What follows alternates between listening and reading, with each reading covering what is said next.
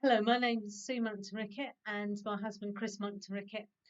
We are both registered accredited counsellors with the Association of Christian Counsellors, and I'm the chair of ACC, the Association of Christian Counsellors. Our normal roles at Spring Harvest would be to be leading the pastoral team, and often we have spoken and led pastoral seminars. And so we'd like to welcome you to Spring Harvest at Home and to this seminar that we're going to be doing on relationships and conflict. We'd like to welcome you into our home, which is where we're recording this from, and also hopefully you can welcome us into your homes where you're listening to and enjoying Spring Harvest resources. So we're going to look at relationships and conflicts. And we thought that was quite relevant at this time because we're all having to get to learn to relate to each other in very different ways. Some of us are finding actually that we're at great distance from people that we would normally be in relationship with and see on a regular basis. Some of us are having to live in very confined spaces with people that perhaps we wouldn't spend as much time with. We're spending 24 hours a day with people that normally may be out at work or school or volunteering in some way. And we're having to learn to have children at home all day long. Parents are having to learn how to work from home, and often without any real external outlets for ourselves or the other members of our family. And that can all place stress on our relationships. If we think about at Christmas time, we all know that we talk of families having heightened stress just from the fact that we have to be with each other. But that's for a very limited period of time. And what we're in, the situation we're in at the moment, we don't know how long that will be for. We know that when people are coming towards retirement or starting with retirement, they often feel that suddenly having to be with their partner for all day long is stressful. But again, often that's coming at the end of a time that's been planned, and many people have already know that they're going to take up particular hobbies. But the change that we're in now has been very sudden, and we can't plan for things, and many of the things that we might do as hobbies and or external things, we can't actually do at the moment. And we're having to deal with these changes in relationships in a time of heightened uncertainty, anxiety, and stress. And also in that kind of situation we're living in now, the normal everyday stresses of life can be magnified and exasperated. So we're going to spend some time just looking at how do we keep our relationships healthy, what's important in doing that, and also what contributes to conflict in relationships and how we might try to deal with those conflicts. So what makes for healthy relationships? We're going to start by thinking about how we value and understand our differences. We may all be members of one family, but within that, we each have our own personality. We may be very different, and also we've all got our own personal history that shaped us. So we're one family, but we're all very different within that one family. For us to be able to accept, to understand, and to value the difference of someone else, we need to first be able to accept, understand, and value who we are. For us to be able to embrace difference in others, we need to be secure in who we are, and we need to not be trying to always be someone else.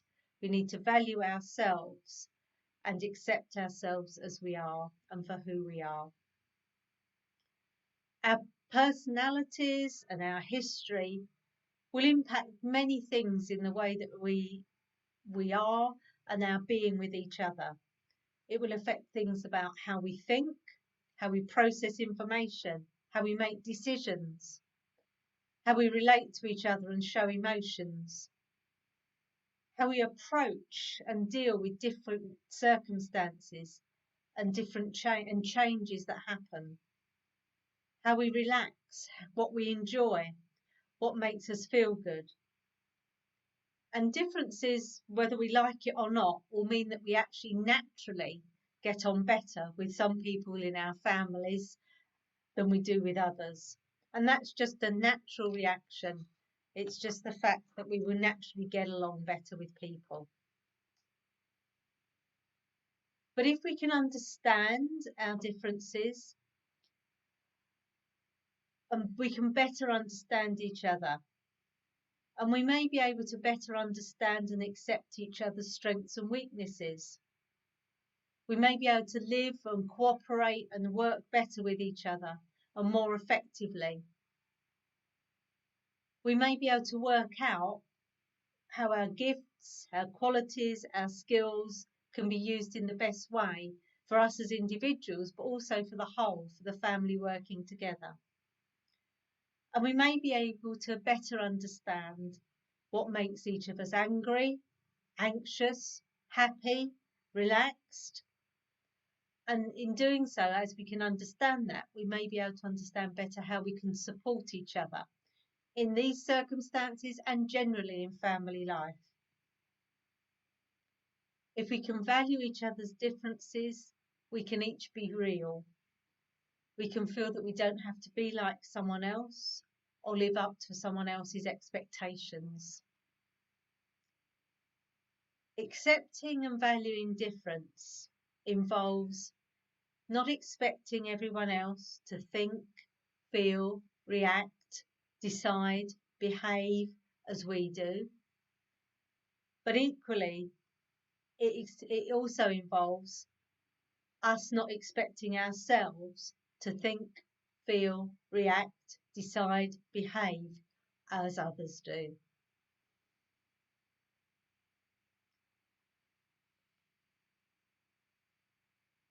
And that leads us on to expectations. We all have expectations. Some of those expectations are very realistic and some of them are very unrealistic. We have expectations of God, we have expectations of ourselves, of others, and of our relationships. People can feel that too much is expected of them, and some of us put too much expectation upon ourselves. People can feel that others expect too little of them, that they're not valued, that their skills are not recognised, that what they have to give isn't acknowledged well enough. We can place expectations on other people for them to change. We don't allow them to be who they are. We can place expectations on ourselves of how we're meant to change, how we're meant to behave to please others. And so we don't allow ourselves or other people to be real. Being real, accepting people as they really are, without a list of expectations, being real and accepting ourselves as we really are, without a list of expectations, is the only way that we can feel and we can model unconditional love. I'd like to begin by talking about communication. We communicate with each other in many, many different ways. Words in some way are just the outer thing, but we pick up the cues, and most forms of communication, inverted commas, are going on below the radar. And maybe we perceive things correctly, but very often we don't. It leads me on to start with perhaps some of the laws of communication. If communication can fail, it will. If a message can be understood in different ways, it will be understood in the way that does the most harm. There is always somebody else who knows better than you what you meant to say, or indeed what you think. Don't you just love them? And a vacuum with no communication has to be filled. It absolutely has to be filled. But usually with rumour, speculation, and inaccuracy. And I know that's slightly humorous, some of that, but most modern conversations in this age of technology and weird and wonderful ways we can communicate with each other are being described as dialogues of the deaf because we don't listen. Some courses will teach that accepting in exchanging factual information, emails are is about the worst form of communication in existence because you've just got the bare words and there's no feelings with it. There's no sense of the relationship with it. I want to talk a little bit about effective communication. We're not going to in depth on body language and all that, but just the basics of listening and speaking. Some of the things to be aware of. It's not just what we say, but how we say it. It's not just what the other person audibly hears or what we intend them to hear, but what they perceive, what they unconsciously hear. It may have nothing to do with us whatsoever. It's not just how the other person reacts, how we expect them to react, and then how we react to that. And this is important, but how our own fears, prejudices, experiences, good, bad, or indifferent of life, affect our current relationships and our ability to communicate. Um, if we're not careful, we will project all those things onto others. And I'll say a little more about that in a minute. And seeing the differences between right and wrong on the one hand and just my way of doing it on the other. And as Christians, not to walk into the trap, and it is a trap, of this is how God does it with me, that's God's way, any other way is wrong. Well, God deals with us as individuals. We are very different personalities here. For instance, Sue over here is very outgoing, naturally extroverted, strongly extroverted person. So being cooped up in total self-isolation would be something of a struggle. I'm the other extreme. I'm a natural introvert, so it's at the moment basically in certain circumstances an inconvenience. And we're both fairly healthy and we are keeping ourselves here. Um, but it's just a different way. The current situation affects some people more than others. Part of effective communication is deliberately setting aside time to discuss issues and not burying them. Because if we do bury them, they won't go away. They will come back, they will jump out, and they'll get us again and again and again until we do face them. And genuinely trying to understand the other person, which takes a degree of willingness. So, what are the main factors in having a healthy relationship? Well, one of the main things is about our own sense of personal security in who we are. This largely comes through our development, how we grow up, and through anybody or nobody's fault, we may not have got the sense of security we're designed to have. Whether we're Christians or not, that's not the point. But the healthier, the more secure we are in ourselves, the more likely, we can't be exact on this, but the more likely we are to form healthy relationships, maintain healthy relationships, and manage stress and conflict with a bit less stress and conflict, should we say. Um, the more insecure we are, the more, particularly in the current circumstances of excess stress, the more difficult we may find relationships. And the sad truth is on this, like tends to attract like on this. So we take our insecurities into our relationships. Doesn't mean they can't still work or they're terrible, but it just makes things a bit harder.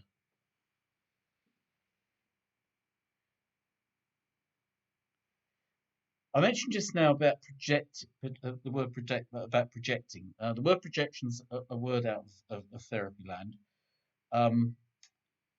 And projection is There's a couple of forms. One in particular I want to talk about tonight is a form of defense mechanism that we operate, in which we can, and largely unconsciously, this is the point, we don't really know we're doing it, deny some aspect of our own behaviour or our own attitudes, so we don't want to face them or we hate ourselves for having them, and we displace them or project them onto the other person or some other person we are perhaps relating to or discussing or we come across um, when we feel threatened.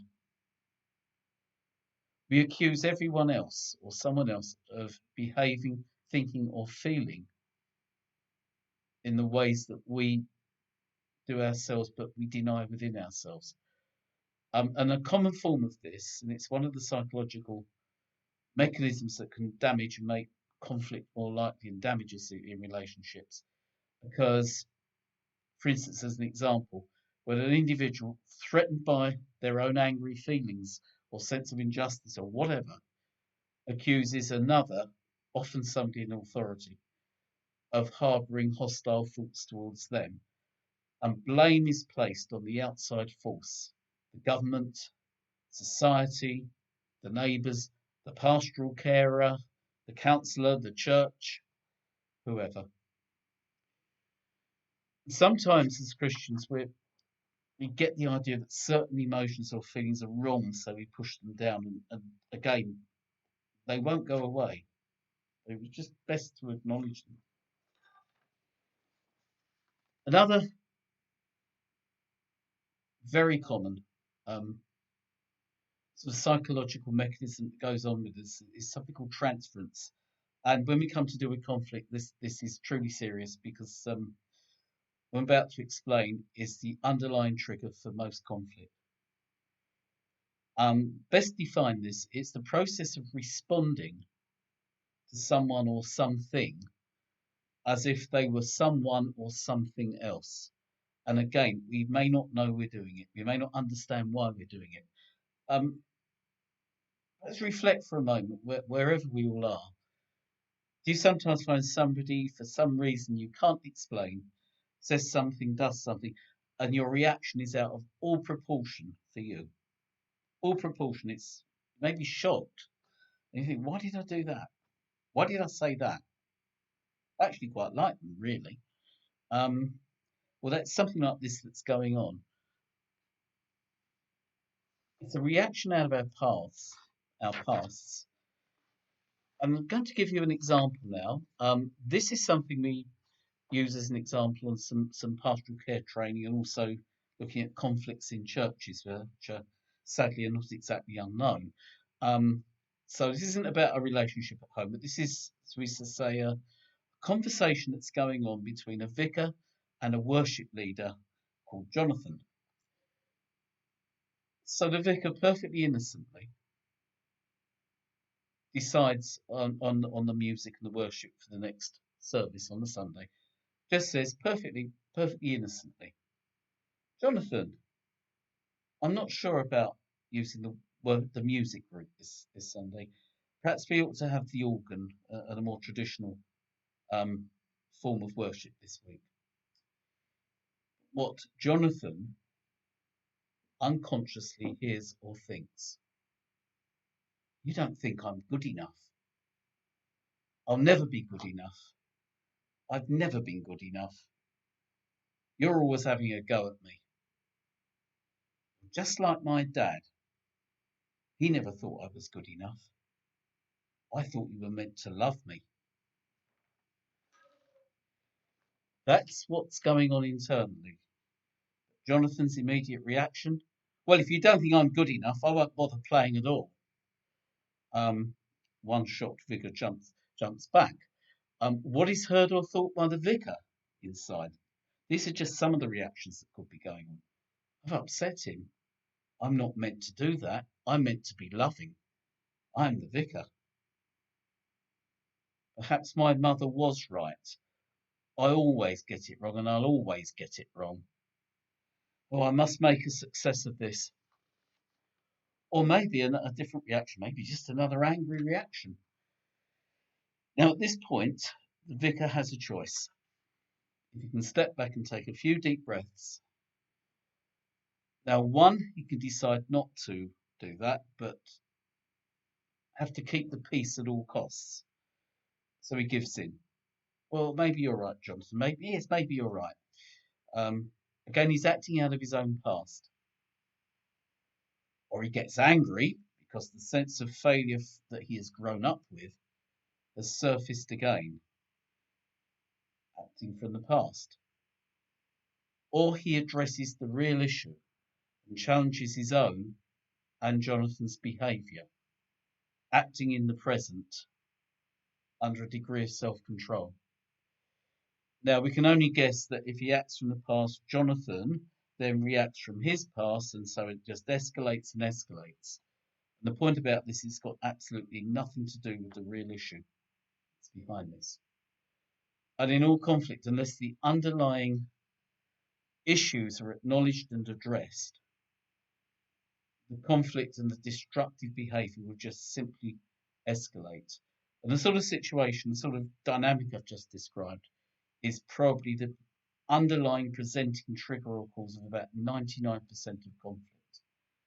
Often the real issues, which are personal, are just not acknowledged. And the sad thing is that what will be destructive in it will be destructive. Okay, so want to now just think a little bit about what happens in our brain, really, and our body when we're in the middle of conflict. And a lot of this is very similar to what happens when we're in a traumatic relationship. But we're going to talk about it here in terms of conflict. So we're not able to give you any diagrams.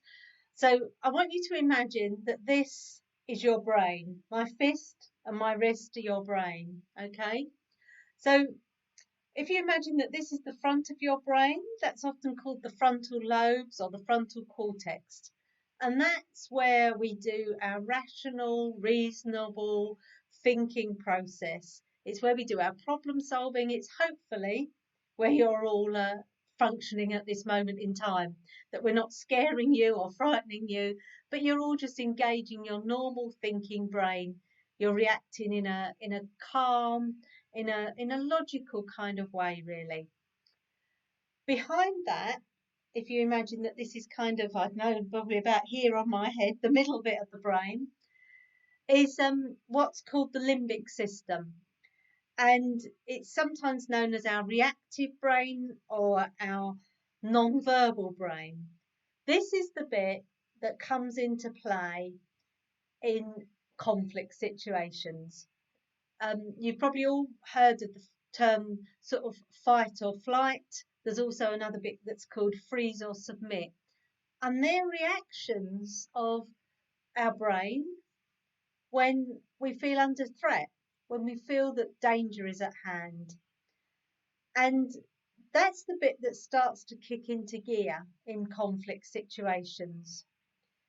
And it sends a message to the kind of the back bit of our brain, our instinctual brain, to say, prepare, you're under threat, you need to do something. And that could be that you need to run, it could be that you need to fight. And it's where all those things that happen instinctively without us even thinking about it. If you think when you've been in a conflict situation, what starts to happen? It may be that your breathing increases, your pulse rate increases. It may be that you start to get tension in your muscles, in your stomach, and that's all because the body is preparing for fight and flight. So that's kind of our natural reaction.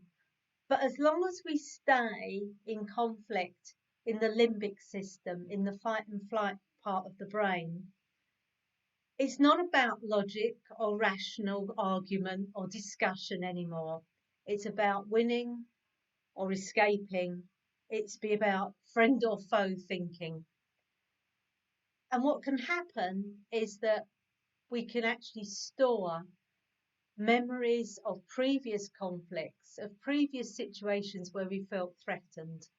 And they're kind of stored in that part of the brain, the limbic system, without a date stamp to them. And so when another conflict occurs, may not be serious even, but it triggers a reaction, and it triggers the reaction, and what will come back can be all the feelings, all the reactions, all the emotions of previous conflicts. And so we can just escalate and escalate. And if you think about where Chris was just saying about sort of transference, so all of my limbic system, my fight and flight is triggering off, and then that triggers it off in Chris, and then that triggers it back, and we end up, it just escalates and escalates until a place where we can't actually think logically anymore, where our frontal lobes, the thinking part of our brain, has ceased to work. And that can be very serious in the consequences of what happens to us, and how we react, and how conflicts in relationships get out of control almost. So when we're looking at how do we manage conflict, there's that bit of how do we manage that explosion, and how do we then work through the issues after the explosion.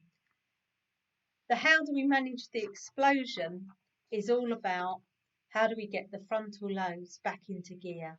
How do I start using this bit of my brain rather than this bit? And it's often said that you get about 90 seconds to do that, to actually kick those frontal lobes into gear again. And a lot of it's about actually just calming the body and calming the brain. There's been a lot of research over the last 10, 15 years about how much our bodies and brains are connected, and how much we can use our bodies to calm our brains and our brains to calm our bodies.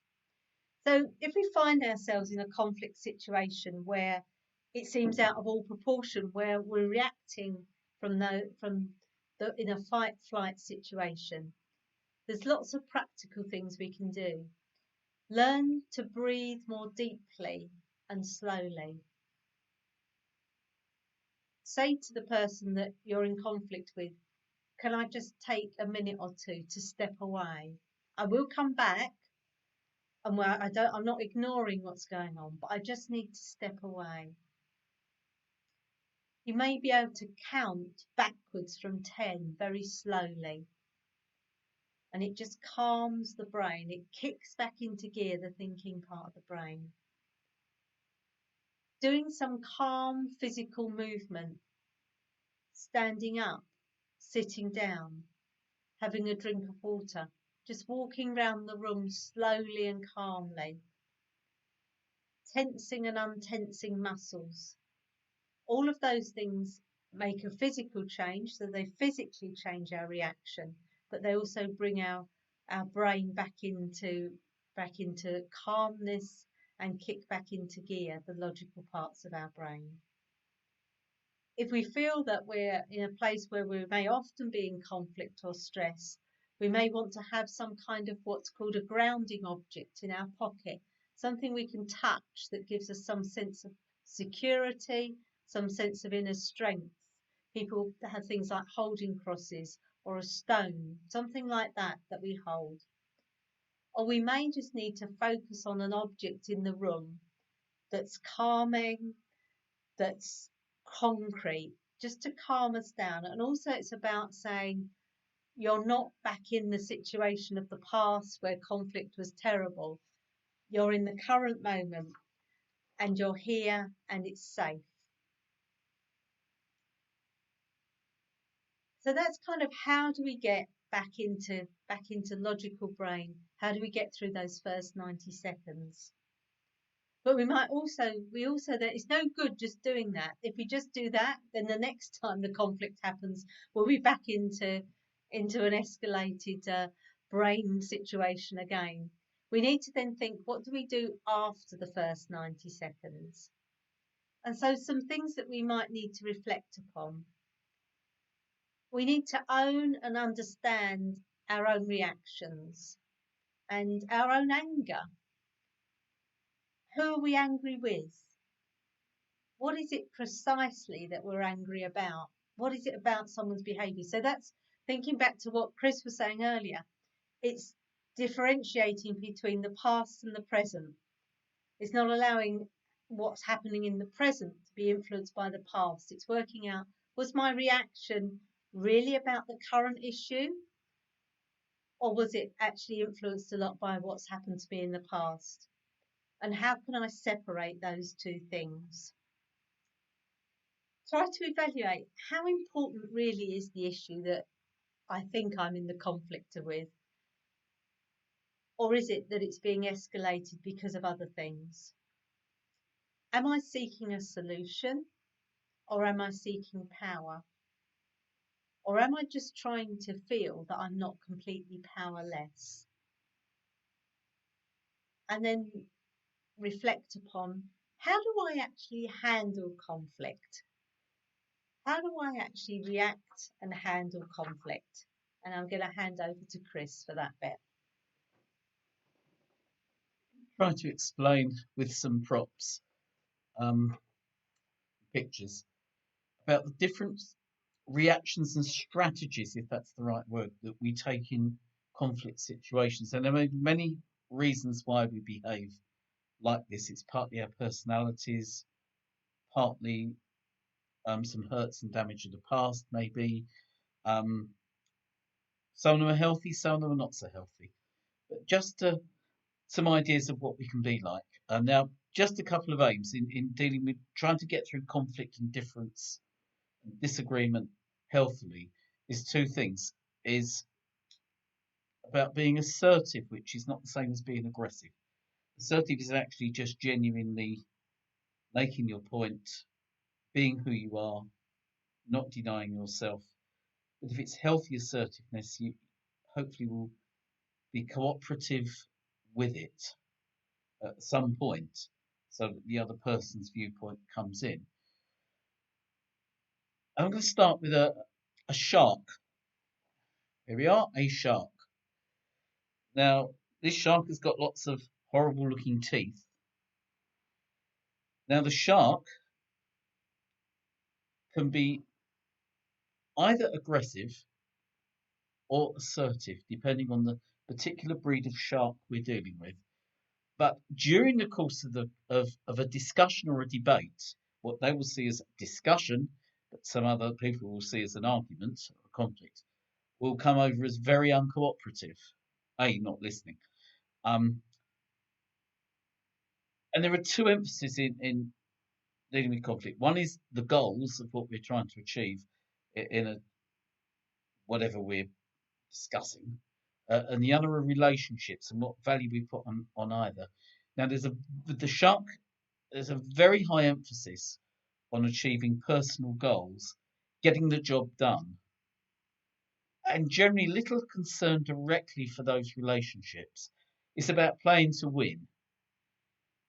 Can come over as forceful, direct, set out to get others to accept their viewpoint. Now, that can be healthy or unhealthy. We need ideas, people.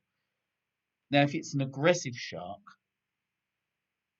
they either do not care what others think about them, or it comes over that way.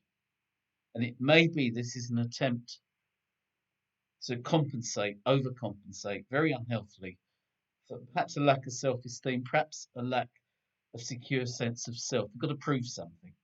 It's about power, and obviously it's quite abusive. The other type of shark is, if you've done management and some of the management roles and things, leadership roles is sometimes called planters and shapers. Planting and shaping, which is ideas.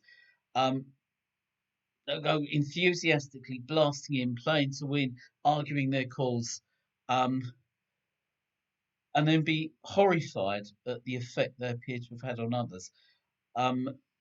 Later on, they may feel bad about unwittingly hurting people's feelings and perhaps be quite shocked at the effect on others because it's not what they've meant to do. Not very good either way. Sharks are not very good at coping with silent or passive responses. But the healthier or the more natural form of sharks sometimes are prepared to give others time to think about things. If time is defined, and it may well need that some time afterwards, but that's the shark. I know several very, very good counsellors who are natural sharks in debates, but that is of the second variety. The turtle, and I'll let you into a secret. Uh, we do not have, my mother-in-law has a tortoise that was given to us. Sue used to have a tortoise for life and is a bit fascinated by tortoises and things, and actually did a paper on the symbol of the tortoise in the psychotherapy course. Now, the turtle, is unassertive and uncooperative, and that's the point. There is complete neglect of both the goals and the relationships conflict. The overwhelming priority of the turtle is to avoid conflict at all costs. And there may be good reason for doing that from the past. By withdrawing, must have time, needs to have time to think things through on their own. And the instincts are to persevere, to exercise extreme caution, and to eliminate and avoid risk. Maybe there's something to be encouraged to be listened to further down the line. Okay, now somebody we all like, the teddy bear. There we are, teddy bear. Cooperative. This is a cooperative animal, among but unassertive.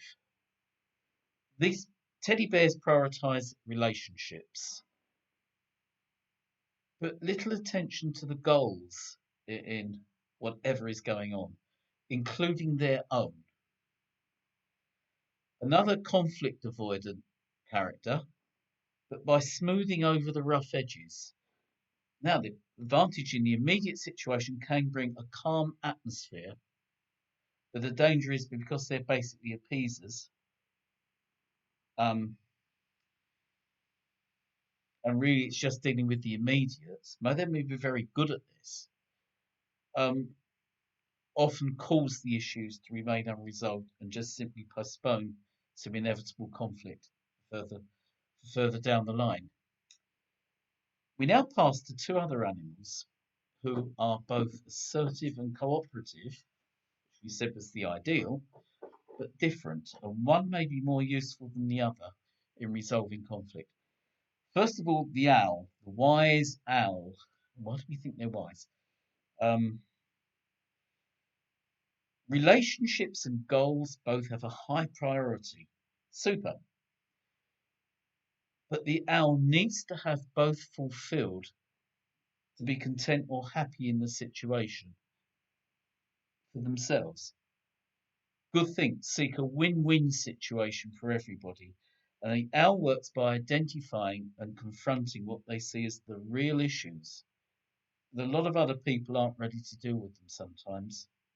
And a slight danger perhaps of toppling into perfectionism.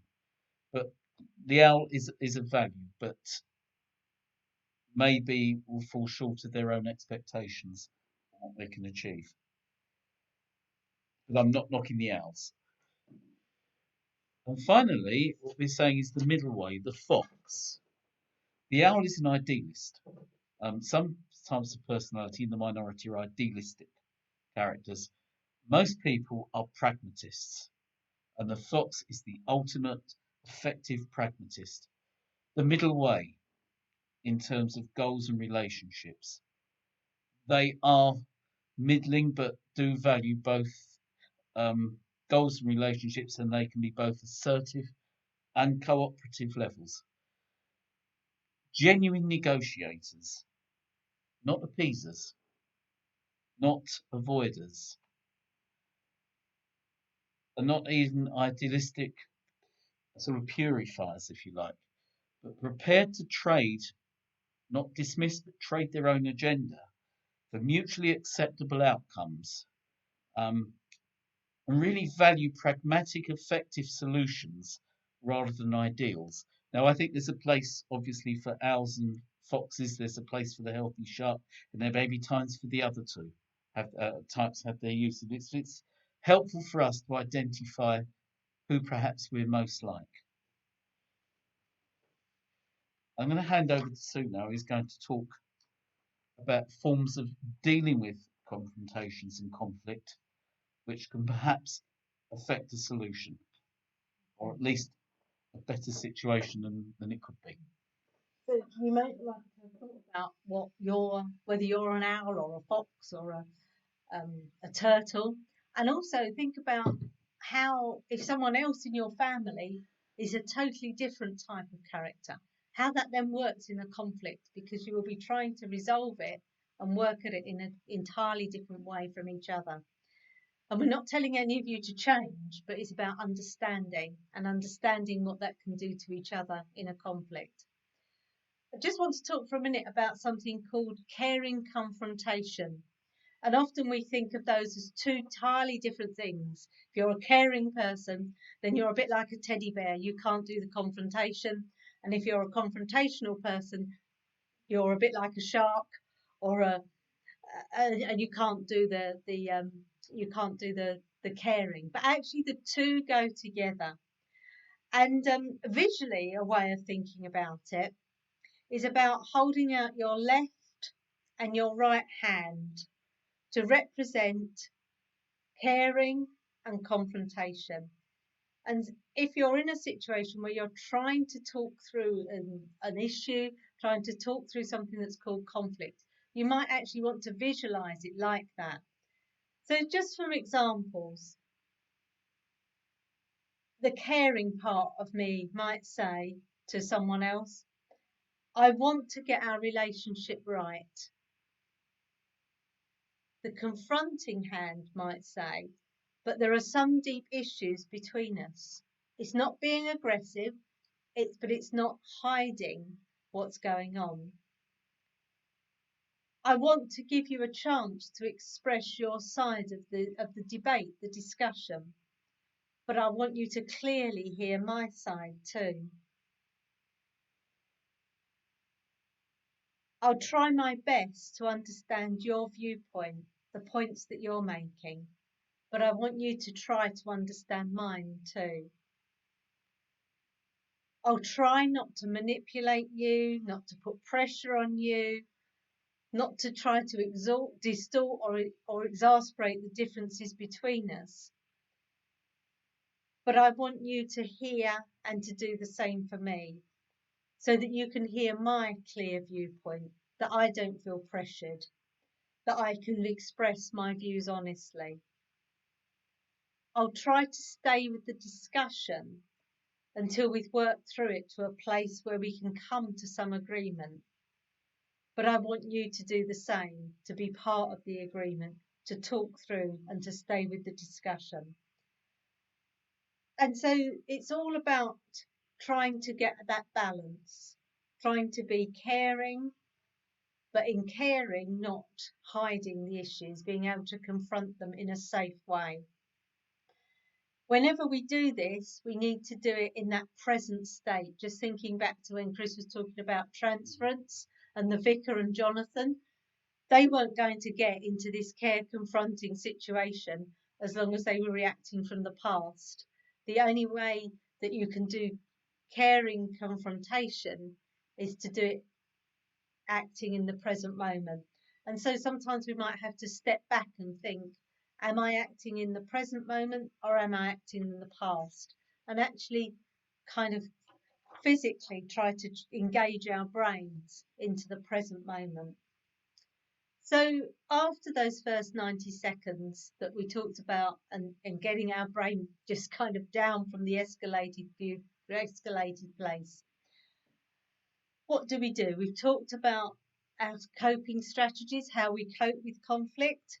We've talked about care confronting and just a few more ideas. We need to set aside times for discussion, not wait until the conflict rises again and then we're back into fight and flight. We need to choose to have times for discussion, not to avoid them. And in those discussions, we need to try to be as real as we can be.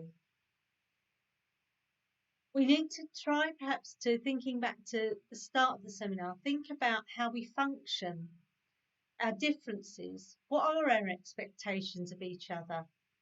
How do we communicate? What are the communication methods that work for each of us? And how do we deal with conflict? What are What are the roles that we take on in conflict? We often talk in church about forgiveness, but we need to be very real about forgiveness. It's very hard, it takes time, it has to be worked at, and it's often a choice. We often talk to people in counselling about, I sometimes one day might want to think about, I might be able to forgive. And that can be as much as you can get to at any point in time. But forgiveness is certainly not about saying it didn't matter. And it's certainly not about saying that behaviour may not have to be addressed. In the current situation that we're all living in, we might need to think about some very practical things. What time and space do individuals in our family need? Does each of us need somewhere where we know that we can, even for a short space of time, be alone and uninterrupted? We might need to think about, what are our boundaries? The times of the day when certain rooms are available for certain people in the family, when the computer's available for certain people in the family, when we need not to have other noise in other rooms. What times of the day do each of us work better? We might need to schedule our day around those sorts of things. We might need to think about, how and when do we actually need a break from each other? Perhaps don't always take your family exercise together. Perhaps one or two of you might be okay together, or you might need to do it individually. But we might need to actually have physical space from each other. And think about how you manage your own stress. What helps you to relax? Relaxation exercises, activities. How are you taking care of yourself physically and mentally? Because if we don't take care of ourselves physically and mentally, our stress levels rise and we're much more likely to have conflict in our relationships. And we may also want to think about, do we as individuals need to have someone outside of the family, outside of the home, that we can just talk to? And we know that we can't do that physically, but we can do it perhaps via telephone or online or something. Someone that we can just share how we're feeling in a safe place, and that's not going to cause conflict within our family situation. I'd like to finish with a prayer. This has been a very practical seminar, just dealing with some basic points and some basic things to help us perhaps listen to each other better, understand each other a bit better. We haven't gone into detail, we haven't had time, um, how our different temperaments can react, but there are things you can look at on that. But in this time of excess stress on society, the one fear is that some of our relationships won't actually survive, which would be tragic. Um, and it may be for a time we just do survive what's happening now, just to get through it. And then maybe other problems surface further down the road. So these are things to consider. But I'd just like to finish in a prayer. It's not a quick fix prayer. Um, it's not a silly prayer. It's not a blow. I've seen done sort of put your problems in your hand and Holy Spirit will blow them away. Well, oh, that would be lovely. But that's not how the reality of life is. It's an ongoing prayer for each of us to live with ourselves and God and our relationships. And it's a prayer for each one of us that we will be there at the other side of this and can eventually get through and learn to grow beyond this time of crisis. Dear Lord, help us to live at peace with you, at peace with ourselves, and so be able healthily to live at peace with others. Give all of us towards each other grace in our relationships. Shine your love in the relationships that surround us so that they may grow rather than wither.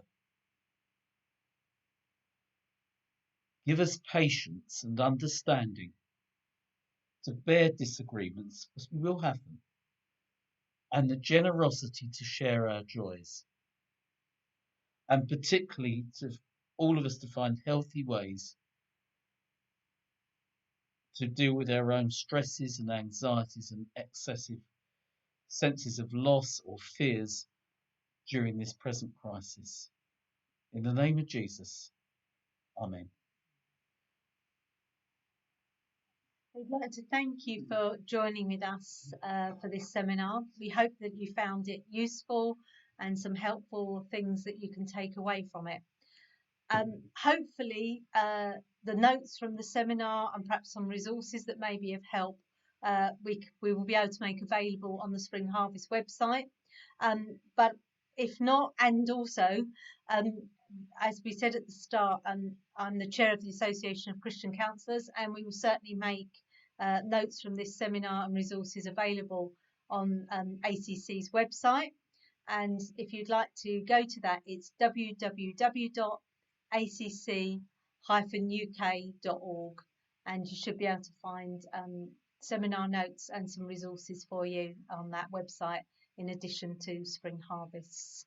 We hope that you enjoy all of the rest of Spring Harvest at Home's resources, all the other seminars and worship and teaching, and we thank you for joining us at this time. Thank you. Bye-bye.